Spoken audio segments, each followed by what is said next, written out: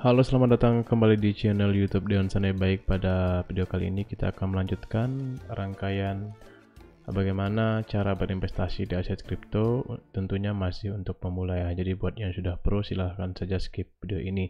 Dan untuk yang baru berkunjung ke channel ini silahkan subscribe, like, dan komen di video-video saya ya. Nah, pada video kali ini kita juga akan membahas tentang cara berinvestasi, melanjutkan video yang kemarin. Ya, nanti kita akan berbicara apa saja fungsi cryptocurrency tersebut. Nah, jadi teman-teman nanti bisa menyimak bagaimana cryptocurrency ini bisa ada ya, dan apa fungsinya. Tentu ini tidak berat ya, ini hanya memberikan gambaran. Setidaknya video-video ini bisa memberikan tambahan pengetahuan buat teman-teman yang baru turun ke dunia cryptocurrency ini. Nah, kita lihat dulu keadaan pasar kita pada malam hari ini ya. Ini untuk Bitcoin sendiri masih tertahan di harga 370 jutaan, Ethereum di 25 jutaan, dan turun 1% untuk Bitcoin, 2% untuk Ethereum, dan BNB 2% ya, walaupun secara 7 harinya ya masih dalam keadaan bullish, tetapi untuk per hari ini saja ini kita dalam market merah. XRP Cardano juga dalam kondisi merah ya. Nah, walaupun harganya itu tidak terlalu jauh pergerakannya, seperti itu. Nah, baik, kita akan lanjutkan pembahasan kita untuk bagaimana tutorial atau cara berinvestasi di aset kripto. Tentu kita harus memahami dulu ya aset digital seperti apa yang akan kita beli ya, terutama untuk fungsi dari cryptocurrency tersebut. Nah, di sini kita langsung saja. Fungsi dari cryptocurrency yang pertama adalah investasi ya. Jadi salah satu yang dapat dilakukan dengan aset kripto adalah berinvestasi ya. Tetapi ya, kalian sebelum berinvestasi di aset kripto harus mempelajari dulu aspek fundamentalnya ya. Artinya seperti saham, kalian ingin membeli suatu aset kripto, kalian harus paham dulu fundamental, apakah koin ini bagus, apakah koin ini layak untuk jangka panjang ya. Contohnya Ethereum atau Bitcoin yang sudah kita lihat market cap-nya sangat besar sekali, sampai ribuan triliun gitu. Nah, contohnya seperti itu ya. Nah, kita juga melihat seperti apa tujuan dari koin tersebut. Nah, itu menjadi pertimbangan kita ketika kita ingin membeli suatu koin gitu. Lalu teknologi di baliknya, nah teknologinya itu use case-nya seperti apa, itu teknologi apa yang mereka rancang, apakah ini berfungsi untuk masa depan atau berguna untuk masa depan gitu.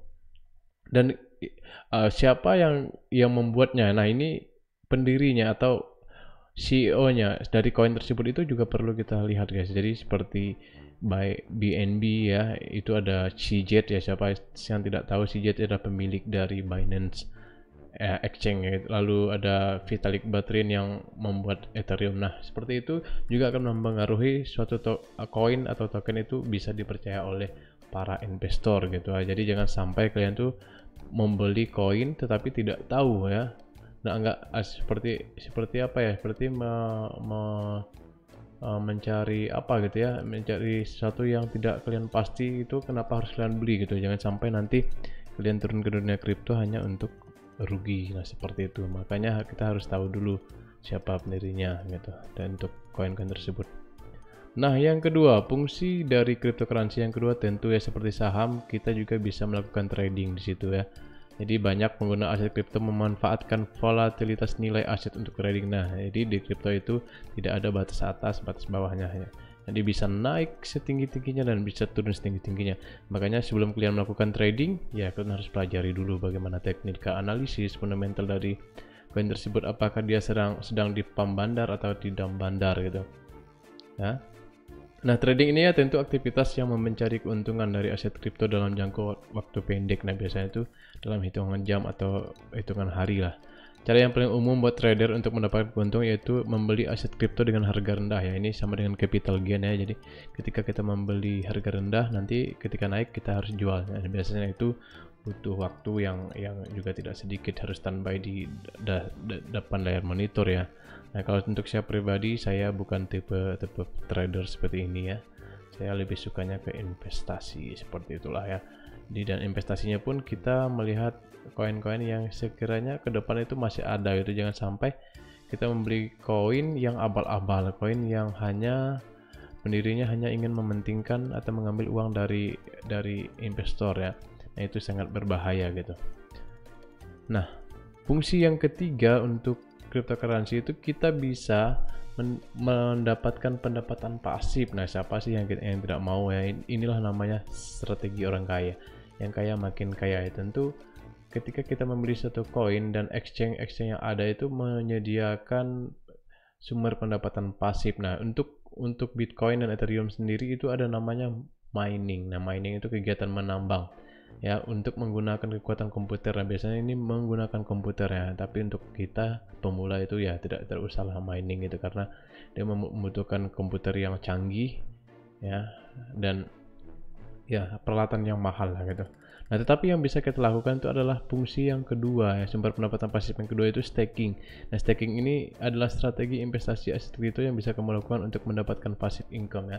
Jadi ketika kita melakukan staking alias mengunci koin kita di dalam satu exchange ya, itu nanti kita tiap bulannya akan mendapatkan bunga dengan jangka waktu tertentu, misalnya 1 bulan, 2 bulan, 3 bulan, ataupun 12 bulan. Nah, tapi hanya beberapa exchange yang memiliki fitur staking seperti ini, termasuk ya salah satunya Indodax yang tidak ada fitur stakingnya kalau saya tidak salah ya.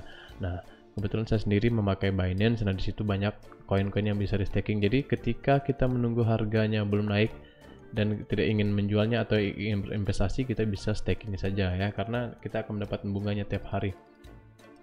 Nah, sumber pendapatan pasif yang ketiga itu ada exchange juga yang memberikan keleluasaan untuk investor memberikan pinjaman ya. Jadi kita itu mirip deposito lah ya, mirip deposito atau staking, hampir mirip lah, memberikan pinjaman.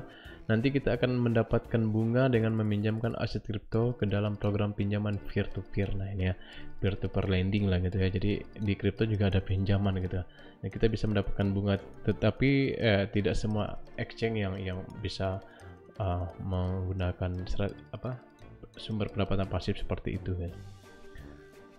Nah, itu yang bisa kita lakukan ketika kita ingin men-staking, atau ini cocoknya memang staking dan memberi pinjaman itu untuk investor ya. Jadi kalau untuk trader itu memang tidak cocok, karena trader itu kan dia trading jangka pendek gitu ya, jadi bukan tipenya dari investor gitu. Jadi buat teman-teman trader ya tidak bisa melakukan staking lah gitu.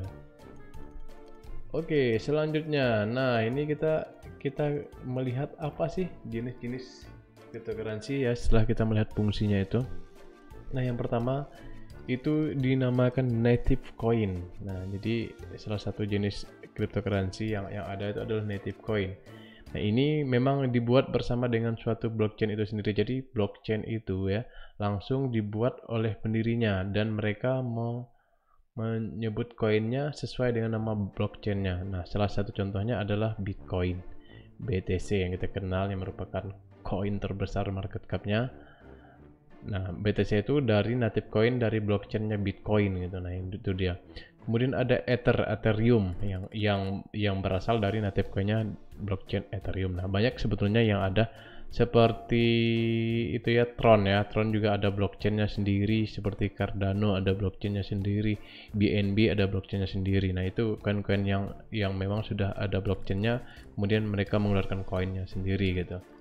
Dan yang saya sebutkan tadi ya bukan ajakan untuk membeli koin-koin tersebut ya, karena biar bagaimanapun bagusnya suatu koin, tentu dia itu akan ada risikonya untuk mengalami penurunan gitu ya.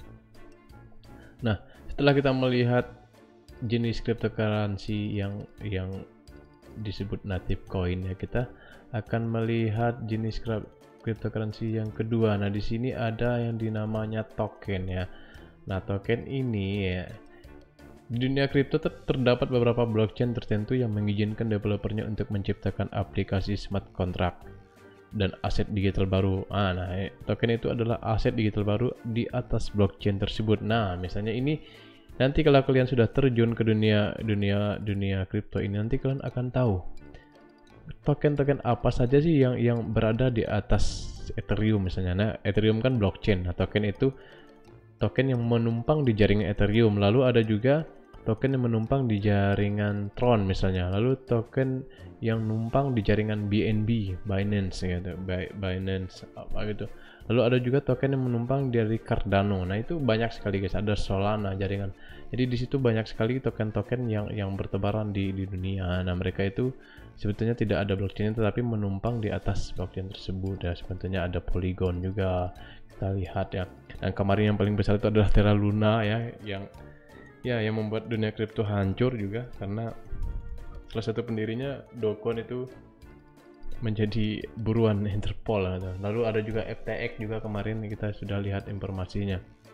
Ya memang ya dalam beberapa tahun ini kita sedang dihadapkan pada tantangan untuk dunia kripto, tetapi kita lihat berkembangnya, semakin dilarang semakin kripto ini berkembang gitu ya. Jadi tidak ada yang namanya kemustahilan gitu. Jadi ketika kalian percaya dengan cryptocurrency dan ingin berinvestasi, tentunya dengan pengetahuan yang baik tentang pemahaman tentang kripto ini, ya semoga kita semua mendapatkan cuan dari cryptocurrency ini ya. Jadi sekali lagi, sebelum kalian turun ke dunia aset kripto, kalian harus pelajari dulu seperti apa koin yang akan kalian beli, seperti apa token yang akan kalian beli, seperti apa exchange yang akan kalian beli ya, gitu guys. Jadi disclaimer on, video ini hanya untuk edukasi saja dan informasi tanpa ada niat untuk mengajak atau membeli atau menjual aset kripto. Semua kerugian ditanggung pribadi, risiko ditanggung pribadi masing-masing. Nah, oke. Jadi itu saja yang dapat saya sampaikan untuk video kali ini. Jadi buat kalian yang kira-kira ingin memberi masukan video apa saja untuk kedepannya terkait dengan edukasi dunia kripto, dunia cryptocurrency, aset kita, aset masa depan. See you next video. Jangan lupa subscribe, like, dan komen.